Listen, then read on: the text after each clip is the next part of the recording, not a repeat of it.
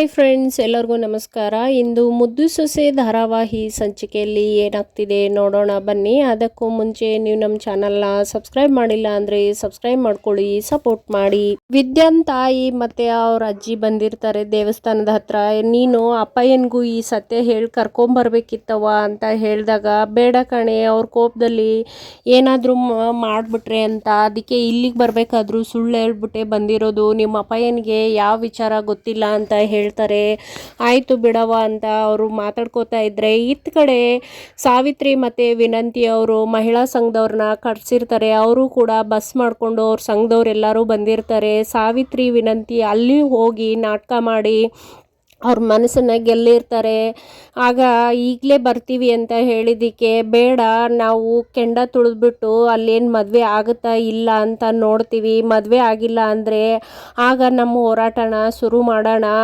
ಇಲ್ಲಿ ಗಂಟ ನಾನು ಕೇಳಿದ್ದೆ ದ್ಯಾವ್ರು ಇದ್ದಾನೆ ಅಂತ, ಈಗ ಸಪ್ತ ಕನ್ಯಕೆಯರ ರೂಪದಲ್ಲಿ ನೀವೆಲ್ಲ ಕಾಣಿಸ್ತಾ ಇದ್ದೀರಾ ಅಂತ ಎಲ್ಲ ನಾಟಕ ಮಾಡ್ತಿರ್ತಾಳೆ. ಆಗ ಯಾಕೆ ಭಯ ಬೀಳ್ತೀರಾ, ಸತ್ಯ ಅಂತ ನಿಮ್ಮ ಕಡೆ ಇರಬೇಕಾದ್ರೆ ನಾವು ನೊಂದು ಹೆಣ್ಮಕ್ಳಿಗೆ ಸಹಾಯ ಮಾಡೋಕ್ಕೆ ಅಂತಲೇ ಇರೋದು ಸಂಘ ನಮ್ಮದು. ನಮ್ಮ ಉದ್ದೇಶನೇ ಅದು, ನೊಂದವ್ರಿಗೆ ನ್ಯಾಯ ಕೊಡಿಸೋದು. ನೀವೇನು ಚಿಂತೆ ಮಾಡಬೇಡಿ, ನಡಿ ಹೋಗೋಣ ಅಂತ ಹೇಳಿದಾಗ, ಬೇಡ ನಾನು ಹೇಳ್ತೀನಿ, ಆಗ ಬನ್ನಿ, ಕೆಂಡ ತುಳಿದಾದ್ಮೇಲೆ ನೋಡಿಕೊಂಡು ಹೇಳ್ತೀನಿ ಅಂತ ಹೇಳಿ ಅವ್ರಿಗೆ ಹೇಳ್ಬಿಟ್ಟು ಬರ್ತಾಳೆ. ಆಗ ವಿನಂತಿ ಕೆಳಗಡೆ ಇಳಿದು ಬರ್ತಾರೆ. ವಿನಂತಿ ಸಾವಿತ್ರಿಗೆ, ಅವ್ವ ನಿನ್ನ ಕುಟೆ ಒರೆಸಿ ಮಾತಾಡ್ಬೇಕವ್ವ ನಾನು ಅಂತ ಹೇಳಿದಾಗ, ಏನೇ ಅದು ಅಂತ ಹೇಳ್ತಿದ್ದಾಗ ಕೆಂಡ ತೋರಿಸ್ಬಿಟ್ಟು, ಆ ಕೆಂಡ ಅಲ್ಲಿ ನೋಡ್ತಾ ಇದ್ದರೆ ಇಲ್ಲಿ ನನ್ನ ಎದೆಲ್ಲೇ ಬೆಂಕಿ ಹತ್ಕೊಂಡಿದೇನೋ ಅನ್ನೋಷ್ಟು ಭಯ ಆಗ್ತಿದೆ ಕಣವ ಅಂಥದ್ರಲ್ಲಿ ಅಲ್ಲಿ ಹೇಗೆ ನಡ್ಕೊಂಡು ಹೋಗೋದು ಅಂತ ಕೇಳ್ತಿರ್ತಾಳೆ. ಏನಿಲ್ಲ ಕಣೆ, ಇಲ್ಲಿಂದ ಅಲ್ಲಿಗೆ ಬಿರ್ನೆ ಓಡೋಗ್ಬಿಡು ಅಷ್ಟೇ, ಇದು ಒಂದು ಮಾಡಿ ಪುಣ್ಯ ಕಟ್ಕೋತಾಯಿ, ಮತ್ತು ಇಲ್ಲಿ ಏನಾದರೂ ಎಡವಟ್ಟು ಮಾಡಿಬಿಡ್ಬೇಡ ನೀನು. ಅಲ್ಲೂ ಅದ್ರ ಮೇಲೆ ಆಯ್ದುಬಿಟ್ಟು ಬಂದುಬಿಟ್ರೆ ಮುಂದಿದೆಲ್ಲ ನಾನೇ ನೋಡ್ಕೋತೀನಿ. ಅದಕ್ಕೆ ಅಲ್ವೇ ಮಹಿಳಾ ಸಂಘದವ್ರನ್ನೂ ಕೂಡ ಸಹಾಯಕ್ಕೆ ಅಂತ ಕರ್ಕೊಬಂದಿರೋದು. ಮತ್ತ್ಯಾಕೆ ಭಯ ಪಡ್ತೀಯಾ, ಮುಂದಿದೆಲ್ಲ ನಾನು ನೋಡ್ಕೋತೀನಿ, ನೀನು ಆರಾಮಾಗಿ ಅದ್ರ ಮೇಲೆ ಒಂದ್ಕಿತ ಗಟ್ಟಿ ಜೀವ ಮಾಡಿಬಿಟ್ಟು ನಡ್ಕೊಂಬಂದ್ಬಿಡೆ ಅಂತ ಹೇಳಿದಾಗ, ಸಾವಿತ್ರಿ ನೀ ಏನೋ ಹೇಳ್ಬಿಡ್ತೀಯ, ಆದರೆ ನನ್ನ ಕಾಲು ಅದ್ರ ಮೇಲಿಟ್ಟರೆ ಬದುಕಾವೆ, ನನ್ನ ಕೈಲೇ ಆಗೋಕ್ಕಿಲ್ಲ, ಈ ಕೆಲಸ ನಾನೆಲ್ಲ ಮಾಡೋಕ್ಕಿಲ್ಲ ಅಂತ ಇದ್ದಾಗ, ಸಾವಿತ್ರಿ ತನ್ನ ಬ್ಯಾಗಿಂದ ಬಾಳೆ ದಿಂಡನ್ನು ತೆಗೆದುಬಿಟ್ಟು, ಇಂಥ ಮೂದೇವಿನ ಆದಮೇಲೆ ಏನಾದರೂ ಉಪಾಯ ಮಾಡಬೇಕಲ್ವೇನೆ, ಅದಕ್ಕೂ ಕೂಡ ಒಂದು ಉಪಾಯ ಮಾಡಿದ್ದೀನಿ ಅಂತ ಹೇಳಿ ಬಾಳೆ ದಿಂಡು ತೆಗಿತಾಳೆ.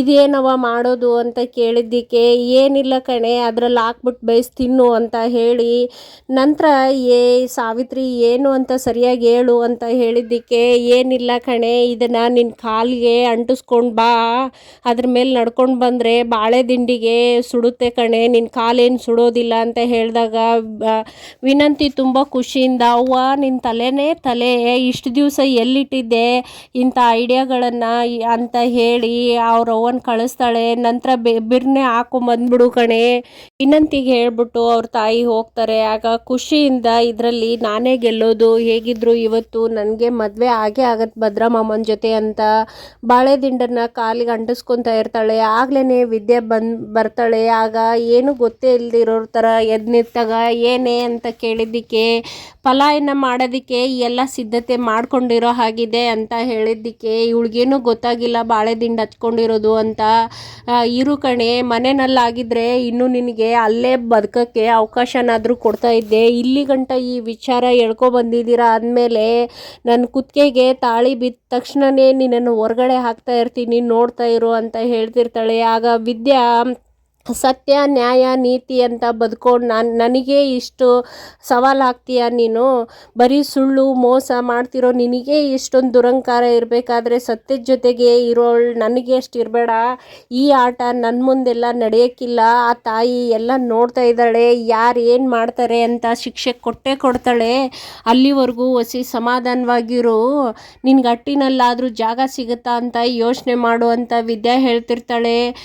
ನಾನೇ ಗೆಲ್ಲೋದು ಕಣೆ, ನೀ ಗಂಟು ಮೂಟೆ ಕಟ್ಕೊಂಡು ಹೋಗೋದಕ್ಕೆ ಸಿದ್ಧವಾಗಿರು ಅಂತ ಇಬ್ಬರು ಕಿತ್ತಾಡ್ಕೊಂಡು ಅಲ್ಲಿಂದ ಹೋಗ್ತಾಳೆ. ಇತ್ತ ಎಲ್ಲರೂ ಕಾಯ್ತಾ ಇರ್ತಾರೆ, ದೇವ್ರ ಪೂಜೆ ಎಲ್ಲ ಮಾಡ್ತಾ ಇರ್ತಾರೆ.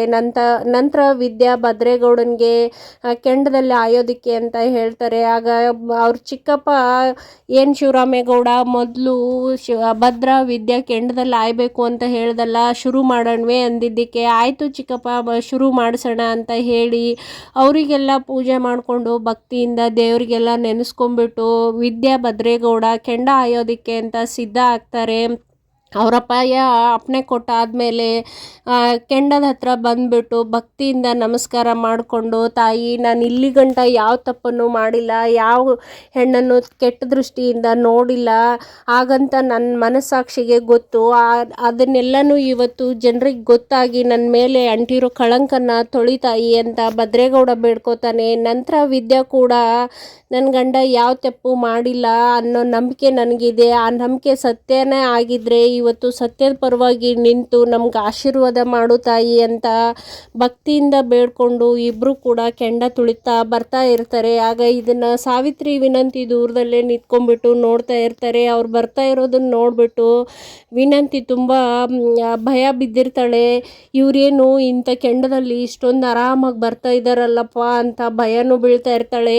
ಏನೇ ಸಾವಿತ್ರಿ, ಇವರು ಇಷ್ಟು ಆರಾಮಾಗಿ ಬರ್ತಾ ಇದ್ದಾರೆ, ನನ್ನ ಕಾಲಲ್ಲಿ ಬಾಳೆ ದಿಂಡು ಇದ್ದರೂ ಕೂಡ ನನಗೆ ಎಷ್ಟೊಂದು ಭಯ ಆಗ್ತಾಯಿದೆ, ಏನು ಮಾಡೋದು ಅಂತ ಗೊತ್ತಾಗದೆ ಒದ್ದಾಡ್ತಾ ಇದ್ದೀನಿ.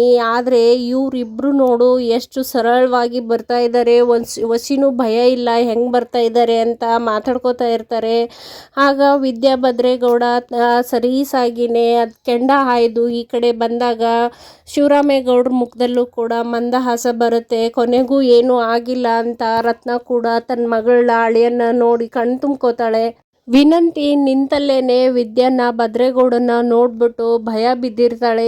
ಇತ್ತ ಸುಭಾಸ ಮತ್ತು ಈಶ್ವರಿ, ನೋಡವ್ವ ಇವರು ಇಷ್ಟೆಲ್ಲ ತೆಪ್ಪು ಮಾಡಿದ್ರು ಏನೇ ಆಗಿಲ್ಲ ಅಂತ ಎಷ್ಟು ಧೈರ್ಯವಾಗಿ ಇಬ್ಬರು ನಡ್ಕೊಂಡು ಹೋಗ್ತಾರೆ ನೋಡು ಅಂದಿದ್ದಕ್ಕೆ ಈಶ್ವರಿ, ವಸಿ ಸುಮ್ಮನೆ ಇರು ಕಣ್ಲ, ಆಮೇಲೆ ಗೊತ್ತಾಯ್ತದಲ್ವೇ, ಮುಖ ಮುಚ್ಕೊಳ್ಳೋದಿದ್ದೇ ಇದೆ, ಇನ್ನೂ ಎಷ್ಟೊತ್ತು ಅಂತ ಮುಖ ತರ್ಕೊಂಡಿರ್ತಾರೆ ಅಂತ ಈಶ್ವರಿ ಆಡ್ಕೋತಿರ್ತಾಳೆ. ನಂತರ ತಾಯಿ ನೀನು ನನ್ನ ಮೊಮ್ಮಗನ ಕೂಟ ಇದೆಯಾ ಅಂತ ಇವತ್ತು ನಿರ್ಪಿಸ್ಬಿಟ್ಟೆ ತಾಯಿ ಅಂತ ಅಮ್ಮಮ್ಮ ಬೇಡ್ಕೊಂಡು ಕ್ವಾಟ್ಲೆ ದೇವ್ರಿಗೆ ಪೂಜೆ ಮಾಡಿಬಿಟ್ಟು ಇವ್ರು ಹೇಳಿಕೆ ತಗೊಂಬಿಡು ಕಣ್ಲ, ಪ್ರಮಾಣ ಮಾಡಿಸ್ಬಿಡು ಅಂತ ಹೇಳಿದಾಗ ಆಯಿತು ಅಜ್ಜವ್ವ ಇವಾಗಲೇ ಪೂಜೆ ಮಾಡ್ತೀನಿ ಅಂತ ಹೇಳಿ ದೇವ್ರ ಹತ್ರ ಹೋಗಿ ನಮಸ್ಕಾರ ಮಾಡ್ತಾ ಇರ್ತಾನೆ. ಆದರೆ ದೇವ್ರ ಅಪ್ಪಣೆನೇ ಸಿಗೋದಿಲ್ಲ. ಯಾಕಪ್ಪ ಹಿಂಗಾಗ್ತಾ ಇದೆ, ಏನವ ತಾಯಿ ನಿನ್ನ ಮಹಿಮೆ ಅಂತ ಕ್ವಾಟ್ಲೆ ಪದೇ ಪದೇ ನಮಸ್ಕಾರ ಮಾಡ್ತಾ ಇದ್ದಾಗ ಏನಾಯಿತು ಕ್ವಾಟ್ಲೆ ಅಂತ ಕೇಳಿದ್ದಕ್ಕೆ ಏನು ಆ ತಾಯಿ ಅಪ್ಪಣೆ ಸಿಗ್ತಾ ಇಲ್ಲ ಅವ್ವ ಅಂತ ಹೇಳ್ತಾನೆ.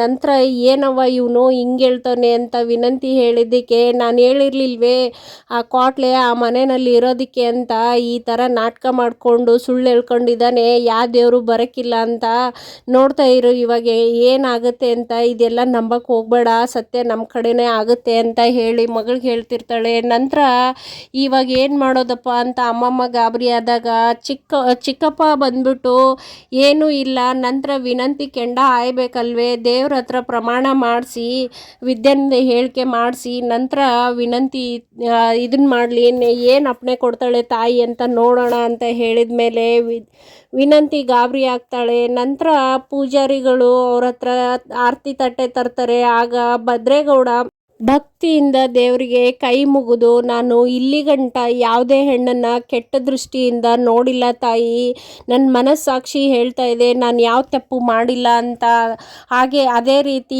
ಇಲ್ಲಿ ಗಂಟ ನಿನ್ನನ್ನು ನಂಬಿ ಪೂಜೆ ಮಾಡ್ಕೊಂಬಂದಿರೋ ನಿನ್ನ ಮೇಲೇ ಇವತ್ತು ಪ್ರಮಾಣ ಮಾಡಿ ಹೇಳ್ತಾ ಇದ್ದೀನಿ ನಾನು ಯಾವ ತಪ್ಪನ್ನು ಮಾಡಿಲ್ಲ ಅಂತ ಹೇಳಿ ಆರತಿ ತಟ್ಟೆನಲ್ಲಿ ಉರಿತಾ ಇರೋ ಬೆಂಕಿನ ನಂದಿಸ್ತಾನೆ. ಆಗ ಅದನ್ನು ನೋಡಿಬಿಟ್ಟು ವಿನಂತಿ ಗಾಬರಿ ಆಗ್ತಾಳೆ. ಇಲ್ಲಿಗೆ ಈ ಸಂಚಿಕೆ ಮುಗಿಯುತ್ತೆ. ಈ ಸಂಚಿಕೆ ಇಷ್ಟ ಆದರೆ ಲೈಕ್ ಮಾಡಿ, ಶೇರ್ ಮಾಡಿ, ಸಬ್ಸ್ಕ್ರೈಬ್ ಮಾಡಿ.